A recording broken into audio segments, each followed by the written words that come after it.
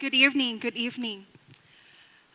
Anybody who's in the hotel industry would know that hotel investment is a long-term commitment and very capital intensive. And also, once you you stuck for years. So it is critically important to find any way possible to optimize its value. And conversions is one of the tools through renovation, repositioning, or rebranding. There are a few lenses we should put on. First is a property cycle. Is it newly built, 2 years old, 5 years old, or it's quite some times? And the second one is the market cycle. Is there any fundamentally changing trends? How is our competitive landscape? What is the market sentiment?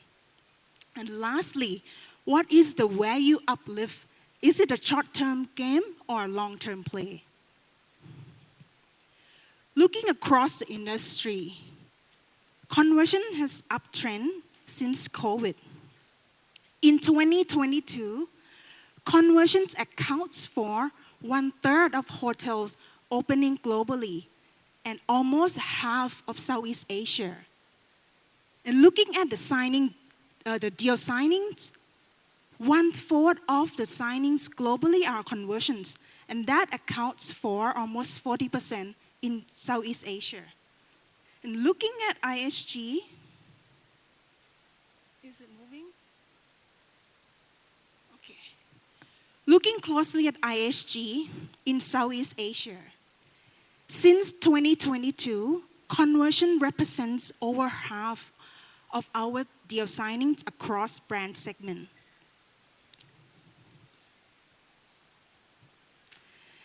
These are a few highlights of conversions properties across the region in diverse location and destination, and also diverse asset types. I just want to showcase that for the heritage building conversion, we have Kimpton Marco Sydney, we have Intercontinental Chiang Mai, the mapping, and in urban destination like Singapore, Woco Singapore Orchard, and also Sinton Midtown, which we will talk about later on, and the destination of like Bali, Intercontinental Bali Sanur, and Woco Gold Coast in Australia. And closer to Thailand, also the resort destination, which is Dinsor Resort and Villas, and also Holiday Inn Resort, Krabi Ao Nang. So the next key question is, what is the brand value proposition? There are 4 main pillars here that we should consider. One, the brand standard and system, the commercial infrastructure, the sales distribution that would allow your property to tap into the global audience. And second one is the brand loyalty platform that would allow you to attract higher quality demand. And the third one is the training and the talent pools. And the final one is the efficiency that you could benefit from savings from procurements, the digital advantage, and so on. So before we jump right into the conversion case studies, let's first have some understanding of the conversion process overview. First, begin with to understand your property status condition.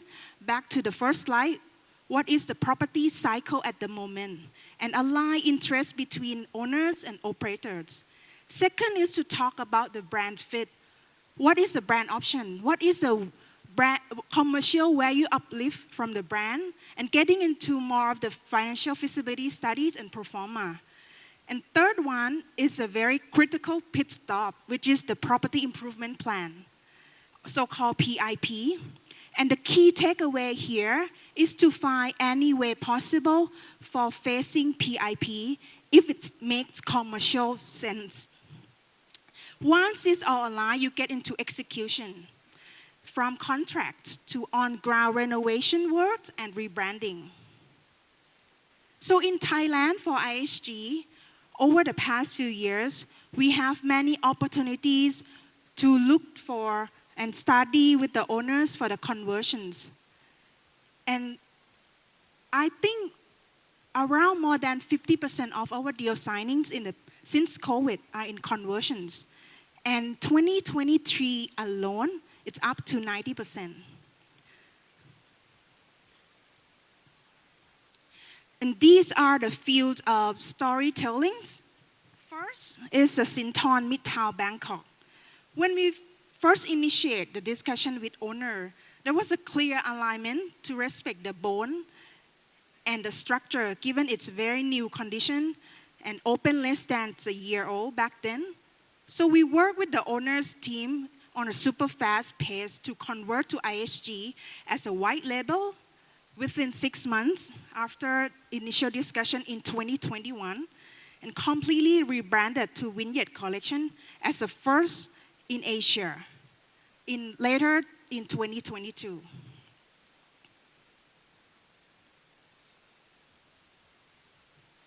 Some of the snapshot of photos.